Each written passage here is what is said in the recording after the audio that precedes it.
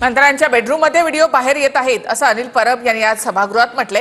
राज्यातले मंत्री हे सुरक्षित नाहीत, सुरक्षा यंत्रणा पोखरली गेली आहे असा टोला देखील त्यांनी लगावला। व्हिडिओ खरे आहेत का याची एसआयटीची चौकशी करावी अशी मागणी देखील अनिल परब यांनी केली। सगळेच उघडे फिरतायत, सरकारतर्फे त्यांना 2-2 कपडे द्या असा खोचक टोलाही अनिल परब यांनी लगावलाय। ही चड्डी बनियन गँग किंवा चड्डी टॉवेल गँग चे व्हिडिओ महाराष्ट्रात फिरतायत आणि या गँगचे व्हिडिओ एखाद्या मंत्र्याच्या बेडरूम मध्ये असलेले व्हिडिओ बाहेर येत आहेत। अहो, सरकारतर्फे 2-2 कपडे तर द्या, सगळे उघडे फिरतायत। काय चाललंय? उघडे नागडे फिरतायत मंत्री? नाही, पण बेडरूम मधला व्हिडिओ आला कसा बाहेर? बेडरूम मधले व्हिडिओ बाहेर येत आहेत याचा अर्थ मंत्री सुरक्षित नाहीये।